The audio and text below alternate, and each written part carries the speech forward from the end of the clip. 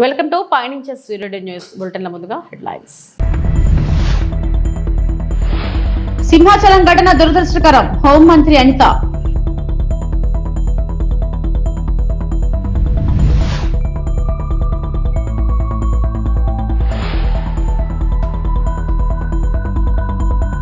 PCC రాష్ట్ర అధ్యక్షురాలు షర్మిలను గృహ నిర్బంధం చేస్తున్న పోలీసులు.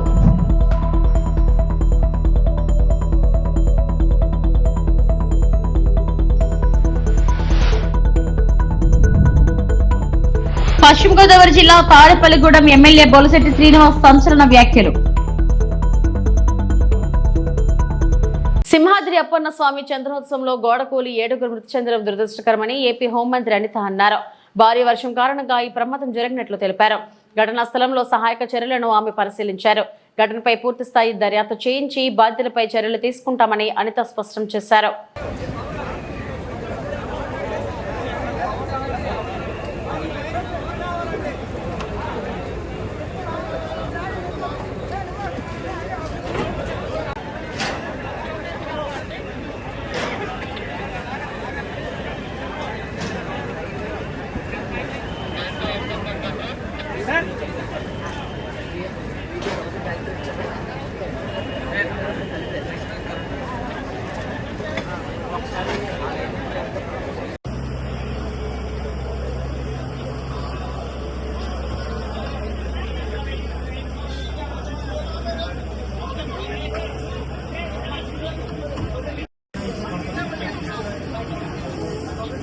నిజరూప దర్శనం రోజున ఎర్లీ మార్నింగ్ మనకి 2:33 మధ్యలోనే ఇన్సిడెంట్ అనేది జరిగింది.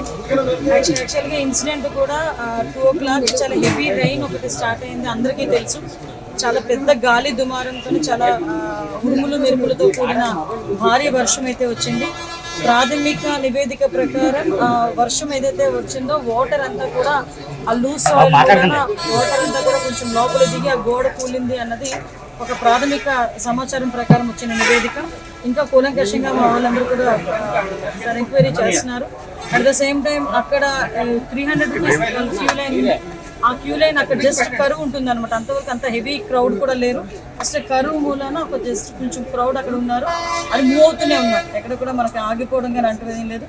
చాలా అన్ఫార్చునేట్ థింగ్, ఆ గోడ పడిపోవడం వలన సుమారుగా 7 ప్రాణాలు కోల్పోవడం జరిగింది.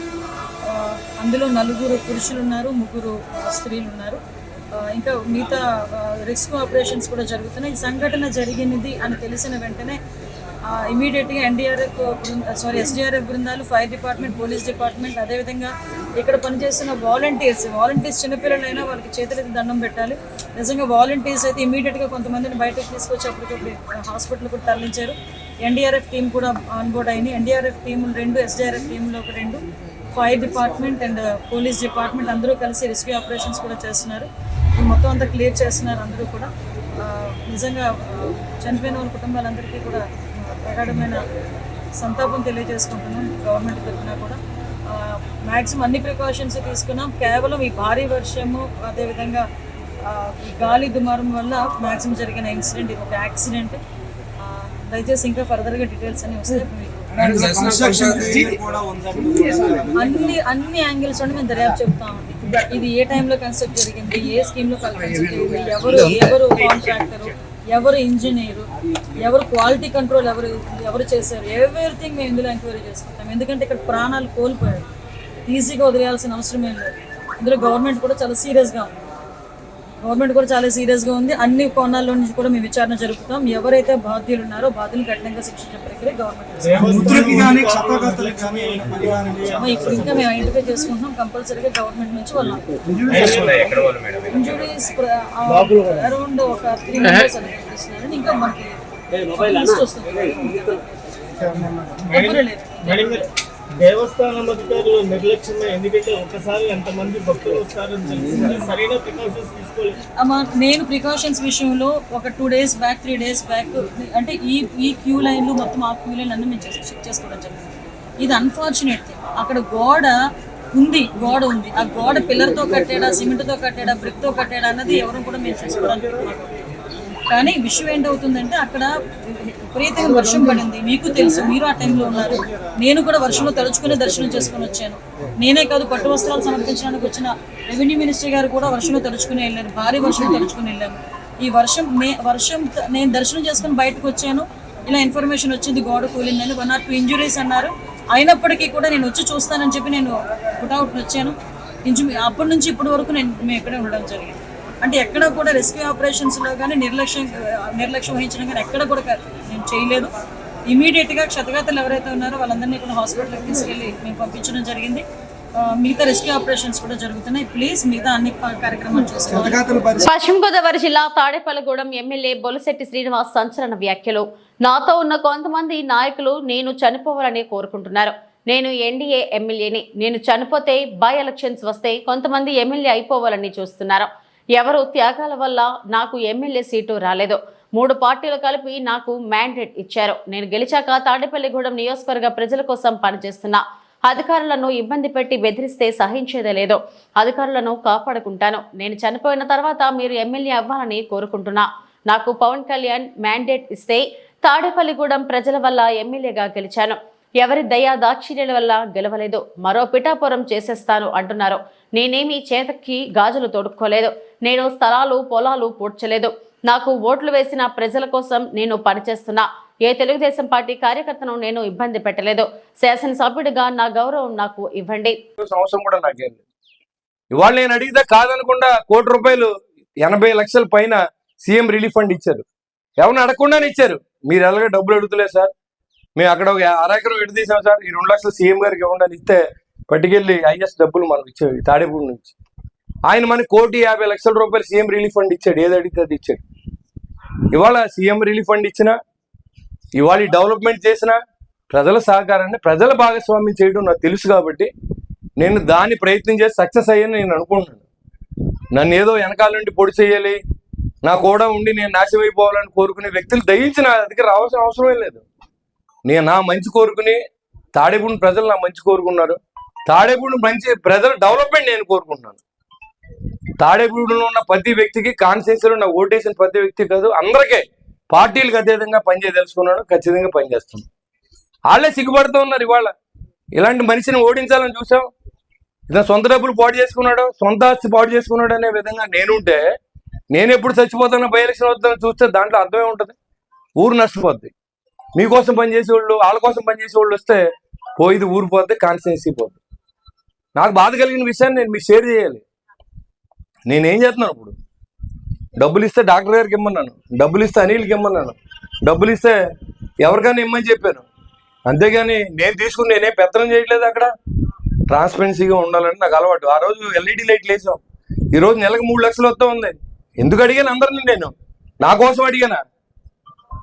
కాబట్టి అవన్నీ తెలియకుండా ఏదొస్తే అది మాట్లాడి మీరు రియల్ ఎస్టేట్లో సంపాదించుకోండి, మీరు పైరువీలు చేసుకోండి. మీరు అధికారులు మాత్రం బెదిరిస్తే సహించలేదు. నేను చెప్తున్నాను, అధికారులు రాష్ట్రం అంతా ఏ పందాలో జరుగుతుంది, ఇక్కడ కూడా అదే పందాలో జరుగుతుంది. అంతేగాని తాడేపూడి వేరేం కాదు. కాబట్టి దయించి అందరూ కూడా, అన్ని పార్టీ మిత్రులందరూ కూడా, మీకు ఏ ఇబ్బంది ఉన్నా, మీకు వైసీపీ నాయకులు కూడా చెప్తున్నా, గెలిచే వరకు రాజకీయం, గెలిచిన తర్వాత అందరికీ సేవే భావంగా పనిచేస్తాం. వాళ్ళు కూడా మనుషులే కదా. ఎవరో ఇష్టం వచ్చిన పార్టీకి వాళ్ళు చేసిన హక్కుని రాజ్యాంగం మనకి ఇచ్చింది. దాన్ని నేనే తప్పుపట్టట్లేదు. కానీ కొంతమంది ఉద్దేశపూర్వకంగా నా మీద కొంతమంది ఎస్సీ సోదరులని గొడవ పంపించిన వ్యక్తులు మాత్రం నేను నా గుమ్మలోకి రానివ్వను. అంతవరకు అలాంటి వాళ్ళు 3-4 ఉన్నారు నాకు, అంతే. నన్ను స్వయంగా కష్టపెట్టి నా వ్యాపారాలు పాటు చేసిన వ్యక్తులు కూడా నేను వాళ్ళ గురించే పట్టించుకుంటలేదు. అది నాకు వాళ్ళకు ఉన్నది రాజకీయ వైరం ఉంటే అది అలా చూసుకుంటాం, అది ఇబ్బంది లేదు. ప్రజలను ఇబ్బంది పెట్టే ఉద్దేశం లేదు. ఏ పార్టీ అయినా సామాన్యుడికి నా తలుపులు ఎప్పుడు తెరిచే ఉంటాయి. మీకు ఏ ఇబ్బంది ఉన్నా నేను పనిచేయడానికి సిద్ధంగా ఉన్నాను. నేను ఎవరిని సాధించాలని అనుకుంటలేదు. ఎందుకంటే సాధించడానికి నేను ఎవరిని, నా ఒంట్లో శరీరంలో ఉన్న భాగాలే నా మాట విను. ట్యాబ్లెట్ అయిపోతే నా మాట వినాలని ఎందుకు అనుకుంటాను నేను? మీరు అందరూ కలిసి రండి. తాతాజీ గారు వచ్చారు, ఆయన్ని ఎదురు పెడతాం. బాబ్జీ గారు వచ్చారు, ఆయన ఎదురు పెడతాం. శ్రీధర్ గారు వస్తే ఆయన ఎదురు పెడతాం, పెద్ద పెట్టేస్తాం. అంతేగాని కమిషనర్ దగ్గరికి మీ ఇంటికి పంపించి నేను లేకుండా మున్సిపల్ అధికారులను తీసుకెళ్ళి ఇంటికాడ రివ్యూ మీటింగ్ పెట్టొచ్చా? ఒక శాసనసభ్యుడిగా నేను ఉన్నప్పుడు శాసనసభ్యుడికి ఇచ్చే గౌరవం ఇదేనా అని అడుగుతాను. పిసిసి రాష్ట్ర అధ్యక్షురాలు షర్మిలను పోలీసులు గృహ నిర్బంధం చేశారు. మే 2న ప్రధాని మోడీ అమరావతి పర్యటన నేపథ్యంలో ఉద్గండ రాయనిపాలెంలో 2015లో ప్రధాని మోడీ శంకుస్థాపన చేసిన ప్రాంతంలో పర్యటిస్తారని షర్మిల ప్రకటించారు. అప్రమత్తమైన పోలీసులు షర్మిలను విజయవాడలోని ఆమె నివాసంలో గృహ నిర్బంధం చేశారు. దీనిపై ఆగ్రహం వ్యక్తం చేసిన షర్మిల తనను ఎందుకు గృహ నిర్బంధం చేశారో చెప్పాలంటూ పోలీసులతో వాగ్వాదానికి దిగారు. తనను వెళ్లనివ్వాలంటూ ముందుకు వెళుతుండగా పోలీసులు అడ్డుకునే ప్రయత్నం చేశారు. ఈ క్రమంలో స్వల్ప తోపులాట జరిగింది. కాసేపటి తర్వాత ఆమె రోడ్డు మార్గంలో విజయవాడలోని పార్టీ కార్యాలయానికి వెళ్లారు. రాజధాని అమరావతిపై కాంగ్రెస్ పార్టీ కమిటీ వేస్తేనే కూటమి ప్రభుత్వం ఎందుకు భయపడుతుందని షర్మిల ప్రశ్నించారు. విజయవాడలో ఒక మహిళ మీద, అది కూడా కాంగ్రెస్ పార్టీ చీఫ్ మీద పోలీసుల జులుము జరిగింది. దీనికి చంద్రబాబు గారు, హోమ్ మినిస్టర్ గారు సమాధానం చెప్పాలి. ఈ జులుం మా మీద ఎందుకు జరిగింది? నన్ను హౌస్ అరెస్ట్ ఎందుకు చేయాలనుకున్నారు? 2 రోజులైంది మా పార్టీ తరఫున అమరావతి క్యాపిటల్ కమిటీ వేసుకున్నాం.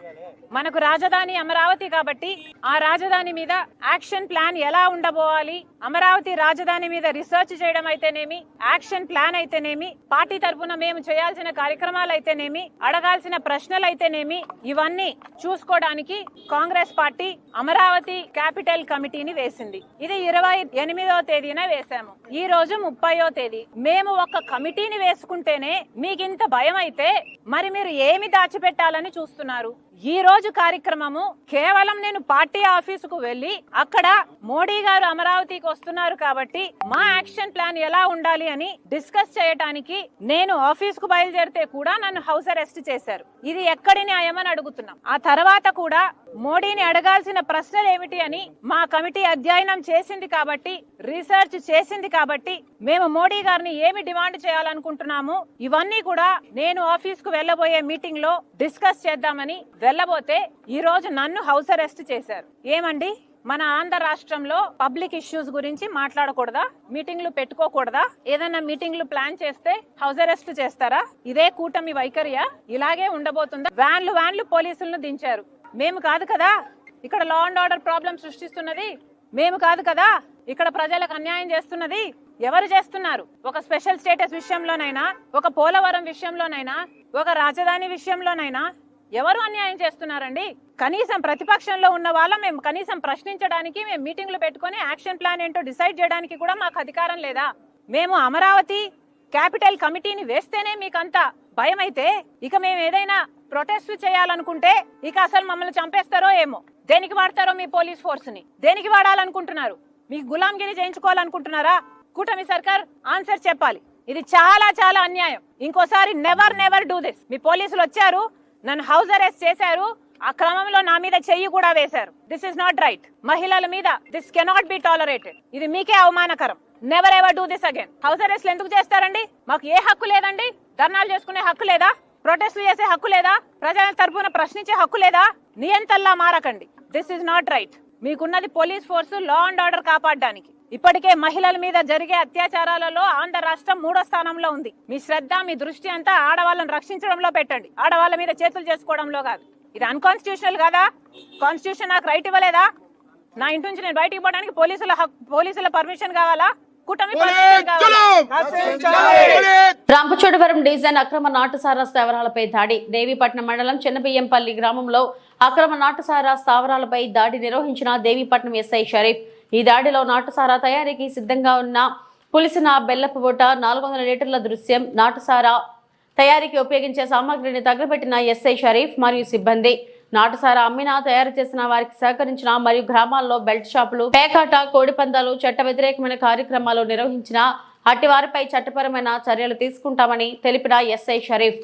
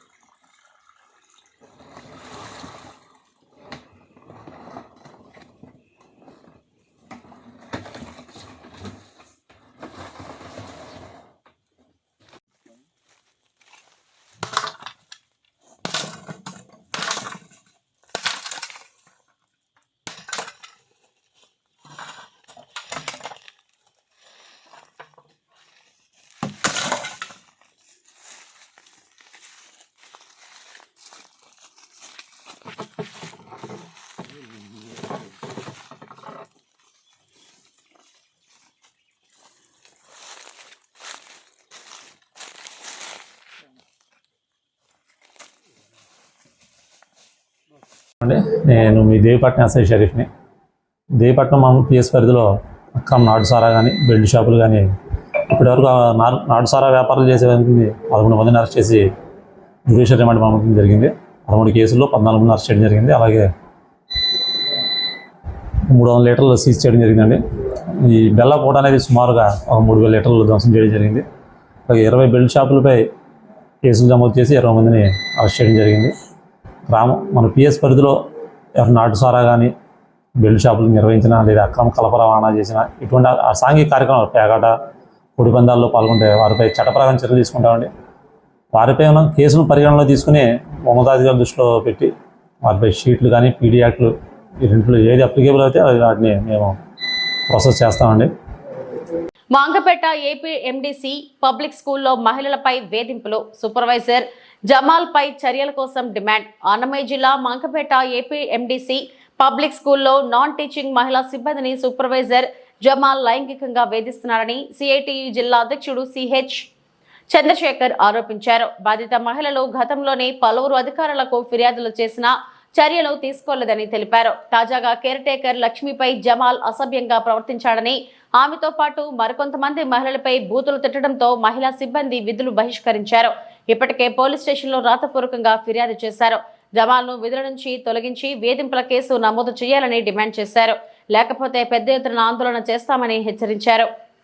జిల్లా ఓవలూరుపల్లి మండలం ఏపీఎంటీసీ పబ్లిక్ స్కూల్లో నాన్ టీచింగ్ సిబ్బంది హౌస్ కీపింగు స్కావెంజర్స్గా పనిచేస్తున్నటువంటి మహిళా సిబ్బందిని అక్కడ పనిచేస్తున్న సూపర్వైజర్గా ఉన్నటువంటి జమాల్ అనేటువంటి వ్యక్తి గత 2 సంవత్సరాల నుంచి ఈ మహిళలను వేధిస్తూ ఉన్నాడు. ఇంతమంది మహిళలకు మగవాడిని ఎందుకు పెట్టారో అని కాంట్రాక్టర్ని గతంలో ప్రశ్నించడం జరిగింది. ఈ విషయాన్ని వేధింపులు చేస్తున్నాడు. అతను విజిలేయటము, కన్నెగరేయటము, డోర్లు తట్టడం, మహిళలు ఉండి బాత్రూమ్లు కాడికి పోవటం, ఎండలో నిలబెట్టడం, అదేవిధంగా ఫోటోలు తీయటం, చాలా దుర్మార్గంగా వాళ్ళ మహిళలను చూడకుండా అసభ్యంగా మాట్లాడుతూ చాలా హీనంగా చూస్తూ ఉన్నాడు. అతని పైన సిపోకి ఫిర్యాదు చేసాం, హెచ్ఎం రేవతి గారికి అక్కడ పనిచేసి ఫిర్యాదు చేసాం. వాళ్ళేమో మాత్రం పట్టించుకోకపోయే లోపలే ఈరోజు ఆఖరికి గతంలో రూపానంద రెడ్డి గారు కూడా చైర్మన్ ఉన్నటువంటి ఆయన దృష్టి తీసుకుపోతే, ఎమ్మెల్యే గారి దృష్టి తీసుకుపోతే ఆయన కాంట్రాక్ట్ చెప్పి 4 రోజులు పక్కన పెట్టించారు. అతన్ని ఒక జమాల్ గారిని ఒక లేడీకి అప్పచెప్పారు బాధ్యతలు. కానీ మళ్ళీ తిరిగి అతనికి అప్పచెప్పడం చెప్పడం వల్ల మొన్న శనివారం ఓ మహిళని ఫోటోలు తీస్తూ ఉంటే ఎందుకు తీస్తున్నామని నిలదీస్తే మీ ఇంట్లో తీస్తున్నామని చెప్పి ఆమె పైన దాడి చేసేదానికి ప్రయత్నం చేస్తే ఆమె ప్రతిఘటించి తన ఆత్మరక్షణ కోసం తోయడం జరిగింది. అందుకని ఆమెను తోసావని చెప్పని హెచ్ఎం గారు కాంట్రాక్ట్ కలిసి నువ్వు డ్యూటీకి రావద్దని చెప్పని ఆమెను చెప్పడం జరిగింది. చాలా అన్యాయం, దుర్మార్గం. మరి ఇన్ని ఎందుకు పెట్టారు అతను మగవాడిని అక్కడ? ఈరోజు లైంగిక వేధింపులకు కమిటీ ఉంది. ఎందుకు కమిటీలు ఏపీఎంటీసీలో పెట్టలేదు, స్కూల్లో పెట్టలేదు? ఈ కలెక్టర్ ఇచ్చిన ఆర్డర్ ఎందుకు అమలు చేయడం లేదు? కాబట్టి దీనిపైన విచారణ జరపాలని చెప్పని ఇంట్లో నుంచి బయటికి రాని మహిళలు ఈరోజు పోలీస్ స్టేషన్ గడప దాటాల్సిన పరిస్థితి వచ్చింది. అందుకని వెంటనే ఆ జమాల్ని వెంటనే విధుల నుంచి తొలగించాలి, అతని పైన లైంగిక వేధింపుల కేసు నమోదు చేయాలని చెప్పని సిఐటి డిమాండ్ చేస్తుంది.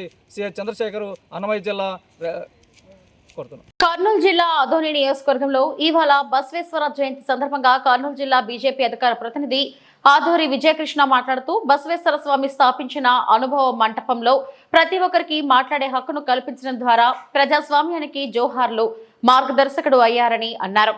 పూజ్యులు జగజ్యోతి బసవేశ్వర జయంతి సందర్భంగా ఆదోనిలోని బైపాస్ బసవేశ్వర సర్కిల్ ప్రాంగణంలో భారతీయ జనతా పార్టీ ఆధ్వర్యంలో కొవ్వొత్తుల జయంతి కార్యక్రమం ఘనంగా నిర్వహించబడింది.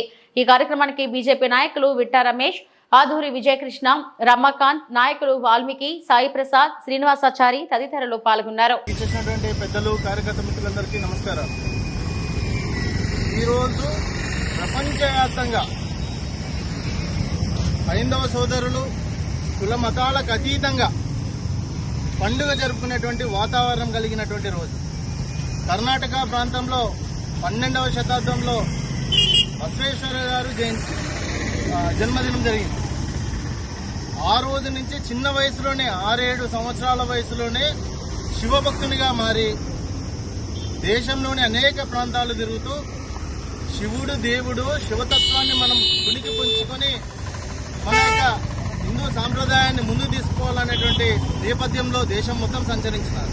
అయితే ఈ నేపథ్యంలో బసవేశ్వర స్వామి గారు కొన్ని విషయాలను గుర్తించినారు. ఆ రోజునే 12వ శతాబ్దంలో దేశంలో అంటరానితనము, నిరక్షరాస్యత, పేదవారి పట్ల వివక్షత, ఆడవారి పట్ల వివక్షత, రకరకాలైనటువంటి వివక్షలను ఆయన కళ్ళారా చూసి చెలించిపోయినారు. ఒకవైపు శివతత్వాన్ని బోధిస్తూనే రకరకాలైనటువంటి రచనలు రాసి 160,000కు పైగా రచనలు రాసినటువంటి ఘనత బసవేశ్వర స్వామికి చెందుతుంది. అయితే దురదృష్టం ఏంటంటే 160,000లో 1,20,000-30,000 రచనలు కాలగర్భంలో కలిసిపోయింది. కేవలం 20,000-30,000 రచనలు మాత్రం దేశవ్యాప్తంగా ప్రాచుర్యంలో ఉంది. ఈ నేపథ్యంలో ఆయన అంటరానితనాన్ని నిర్మూలించాలా, అక్షరాస్యతను పెంచాలా, కుల వివక్షతను నిర్మూలించాలా అనేటువంటి కంకణం కట్టుకొని దేశం మొత్తం కూడా సంచరిస్తూ ఆనాడే కులాంతర వివాహాన్ని చేసినటువంటి ఘనత బసవేశ్వర స్వామికి. ఎందుకంటే కుల నిర్మూలన జరిగితేనే దేశంలో ఉండేటువంటి ప్రజలు సురక్షితంగా, సౌకర్యవంతంగా, సుభిక్షంగా ఉంటారనేటువంటిది ఆయన సంకల్పం. ఈ కులాంతర వివాహం చేసినప్పుడు అప్పుడున్నటువంటి స్థానిక ఉండేటువంటి ప్రజల నుంచి తీవ్రమైన వ్యతిరేకత వచ్చింది. అయినప్పటికీ తట్టుకున్నాడు, నిలబడినాడు, పోరాటం చేసినాడు. కేవలం లింగాయతులకు కాకుండానే అన్ని కులాలను సమానంగా చూస్తూ శివతత్వ బోధనలు చేస్తూ సమాజంలో అత్యున్నత స్థాయికి ప్రజలందరూ ఉండాలని కోరుకున్నటువంటి మహానుభావుడు బసవేశ్వరుడు. కాబట్టి బసవేశ్వరుని యొక్క జయంతిని ప్రజలందరూ స్ఫూర్తిగా తీసుకోవాలా. ఆయన రాసినటువంటి రచనలను మనం చదవాలా. దాని ద్వారా సమాజంలో రకరకాలైనటువంటి ఏవైతే కుల వివక్షతలు ఉన్నాయో వాటన్నిటిని నిర్మూలించే దిశగా మనమందరం కూడా ప్రయాణం చేయాలని ఈ సందర్భంగా భారతీయ జనతా పార్టీ వైపు నుంచి అందరికీ కూడా కోరుతూ అవకాశం ఇచ్చినటువంటి పెద్దలకు ధన్యవాదాలు తెలియజేస్తూ బీజేపీ పార్టీ ఆధ్వర్యంలో ఈ యొక్క విగ్రహానికి పూలమాలను వేసి జయంతోత్సవాన్ని చేస్తున్నాము. దానికి సంబంధించిన అనేక కార్యకర్తలు, నాయకులు ఈ యొక్క కార్యక్రమానికి వచ్చి ఉన్నారు. ఈ యొక్క కార్యక్రమాన్ని ఉద్దేశించి మన ఆదోని పట్టణ సీనియర్ నాయకులు శ్రీ విట్టా రమేశయ్య గారిని 2 మాటలు మాట్లాడవలసిందిగా కోరుతా ఉన్నాం. ఫోటోకి పడిన శ్రీరామ్, జై శ్రీరామ్, బోలో భారత్ మాతాకి జై. ఈరోజు ఆదోని పట్టణంలో బసవేశ్వర్ సర్కిల్ నందు మన బీజేపీ సీనియర్ లీడర్స్ వాళ్ళ కార్యకర్తలు వచ్చి బసవేశ్వర స్వామికి దండ వేసి ఈ యొక్క దినం బసవేశ్వర జయంతి సందర్భంగా కార్యక్రమం నిర్వహిస్తున్నాము. ఈరోజు అక్షయ తేదీ కూడా ప్రతి సంవత్సరం బసవేశ్వర జయంతి సందర్భంగా అక్షయ తేదీ కూడా మంచి రోజు. బసవేశ్వర స్వామి వారు 1100 సంవత్సరంలో జన్మించారు, 7th సెంచరీలో. ఆ రోజుల్లోనే పేద ప్రజలకి, చాలా మంది ఉండేవారికి వారు సహాయం చేశారు. చాలా సోషల్ రిఫార్మ్స్ తెప్పించారు. అంటే ఉన్నతమైన స్థానానికి ఎదగాలనేది ఆ రోజుల్లోనే ఆయన తప్పపడ్డారు. సో ఆ స్వామికి ఒక లింగాయత కుటుంబం వ్యక్తి. సో చాలా లింగాయత్స్ కూడా వాళ్ళ స్తోమత లేకుండా ఉండే వాళ్ళు కూడా ఎదిగే స్థితికి తెచ్చారు. సో దాని నుంచి వారు లింగాయత్సే కాదు, ఇతరుల అందరికీ దేశంలో అందరూ బాగుండాలా అని జీవించే రకంగా అందరికీ సాయం చేశారు. సో ఆ వ్యక్తికి ఈరోజు మన జయంతి సందర్భంగా మనం అందరూ దీన్ని స్మరించుకొని వారి ప్రేరణ, వారు ఎలా జీవించారో మనం చదివితే తెలుస్తుంది. మనం కూడా అలాగనే చేస్తే మనం భారతదేశం ఉన్నతమైన స్థానం ఎదుగుతున్నది అనేది ప్రతి ఒక్కరి కోరిక. సో ప్రతి ఒక్కరు ఈరోజు మనం బసవేశ్వర స్వామి జయంతి సందర్భంగా మనం ఆదోని పట్టణంలో కూడా చాలా వరకు చాలా రకాలుగా సేవ చేస్తున్నాం. ఇలాగే కంటిన్యూ చేయాలని ఆశిస్తూ ఈ యొక్క కార్యక్రమం హాజరైన ప్రతి ఒక్కరికి ధన్యవాదాలు తెలుపుతూ ఇంతటితో నమస్కారం. ROR చట్టం రైతుల చుట్టం. బుధవారం దౌలతాబాద్ మండల కేంద్రంలోని రైతు వేదికలో నిర్వహించిన భూభారతి చట్టం గురించి అవగాహన కార్యక్రమానికి రాష్ట్ర SC/ST కమిషన్ చైర్మన్ బక్కి వెంకటయ్య, జిల్లా కలెక్టర్ M. మను చౌదరితో కలిసి ఈ కార్యక్రమంలో పాల్గొన్నారు. ముందుగా భూభారతి చట్టంలోని వివిధ అంశాలను జిల్లా అదనపు కలెక్టర్ అబ్దుల్ హమీద్ రైతులకు ప్రజలకు పవర్ పాయింట్ ప్రెజెంటేషన్ ద్వారా వివరించారు.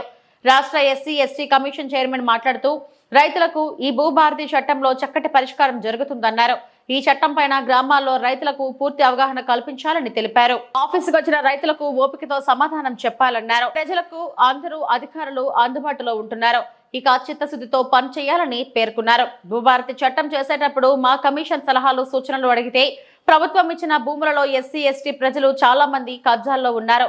కానీ వారి పేరు మీద పట్టా లేక రైతు భరోసా పడక చాలా మంది నష్టపోతున్నారని వారికి పట్టాలు అందించాలని విజ్ఞప్తి చేసినట్లు తెలిపారు.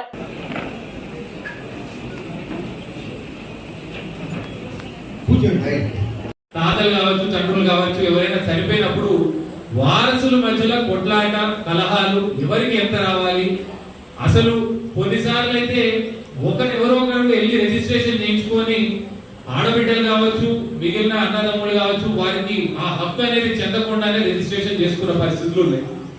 దీనివల్ల కొట్టుకొని కొన్నిసార్లు ఈవెన్ మర్డర్ కేసులు కూడా మన పోలీస్ స్టేషన్లలో రికార్డ్ అయిన పరిస్థితులు ఉన్నాయి. ఈ భూభారతి చట్టంలో మనకి వారసత్వంగా వచ్చే భూములకి సంబంధించి ఎట్టి పరిస్థితుల్లో నోటీసు అందరు వారసులకి ఇవ్వాలి. అందరు వారసుల్ని పిలిపించి రైతులు వాళ్ళ పట్ట భూములు, వాళ్ళకు వస్తున్న ఇబ్బందులు, పాతగా ఉన్న ధరణి చట్టం దాంట్లో ఉన్న లోపాలు, ధరణికి మారినప్పుడు LRUP పోర్టల్ వచ్చినప్పుడు వచ్చిన సమస్యలు, ఆ సమస్య ద్వారా మన ధరణిలో దానికి మనకు ఆ సమస్యలలో ఇంకా ఈరోజు మన గౌతాబాద్ మండల కేంద్రంలో ఈ భూభారతి చట్టం భూ హక్కుల రికార్డుల నిర్వహణకు సంబంధించి మన రాష్ట్ర ప్రభుత్వం కొత్తగా తీసుకొచ్చినటువంటి భూభారతి చట్టం అవగాహన సదస్సుని ఈరోజు ఇక్కడ ఏర్పాటు చేసుకోవడం జరిగింది. ఈ సదస్సుకు ఇచ్చేసినటువంటి గౌరవనీయులు మన అడిషనల్ కలెక్టర్ గారికి, అలాగే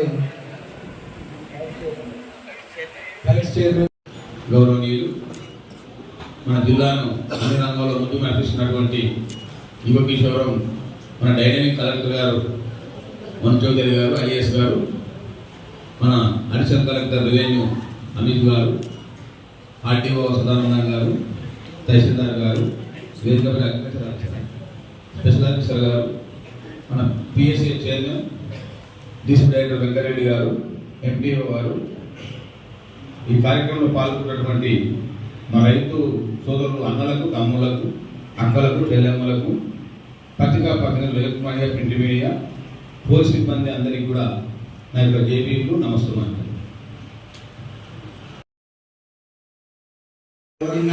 ఒక తహసీల్దార్ ఉన్నారు, ఒక నాయబ్ తహసీల్దార్ ఉన్నారు, ఉంటే ఒక గిరిజావారు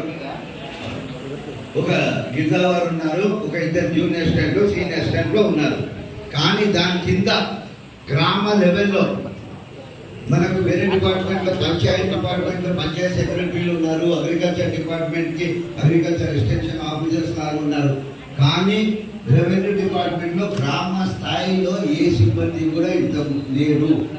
ఇంతకుముందు ఉన్న బీఆర్ఓలు, BRAs ఎవరెవరు ఉన్నారో అందరినీ చాలా సంవత్సరాల ముందు తీసేయడం జరిగింది.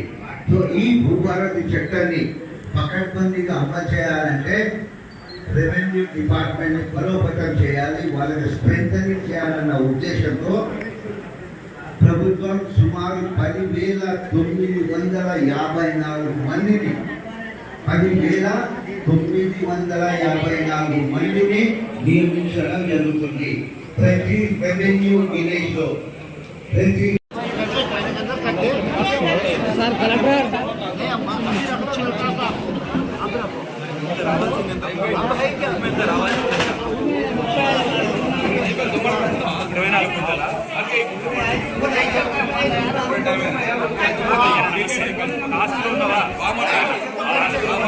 రోడ్డు ప్రమాదాల నివారణ మనందరి బాధ్యత. ప్రతి ఒక్కరి విధిగా భావించి చెప్పాలి. రోడ్డు ప్రమాదాల నివారణ కోసం ప్రతి ఒక్కరూ తమ వంతు కృషి చేయాలని, ప్రమాదాలు జరిగినప్పుడు విధిగా సహకారం అందించి ప్రాణాలు కాపాడాలని గుడిపల్లి ఎస్ఐ నరసింహులు అన్నారు. మంగళవారం గుడిపల్లి పోలీస్ స్టేషన్లో నల్గొండ పోలీస్ కళాజాతర ఆధ్వర్యంలో రోడ్డు ప్రమాదాల నివారణపై అవగాహన సదస్సు నిర్వహించారు. ఈ సందర్భంగా మాట్లాడుతూ ప్రతి ఒక్కరూ జాగ్రత్తలు పాటిస్తే ప్రమాదాలను నివారించవచ్చన్నారు. అతివేగం, ఓవర్లోడ్, అజాగ్రత్తతో ప్రమాదాలు సంభవిస్తున్నాయని తెలిపారు. ద్విచక్ర వాహనదారులు తప్పకుండా హెల్మెట్ ధరించాలన్నారు. అదేవిధంగా త్రిబుల్ రైడింగ్ ప్రమాదాలు జరగడంతో పాటు చట్ట ప్రకారం నేరమని అన్నారు. ద్విచక్ర వాహనదారులు హెల్మెట్ లేకుండా ప్రయాణం చేయడంతో ప్రమాదాల్లో తలకు తీవ్రంగా గాయాలై మృతి చెందిన సంఘటనలు ఎక్కువగా ఉన్నాయన్నారు. ఇవి ఇప్పటివరకు నా బులెటిన్ అప్డేట్స్. నమస్తే.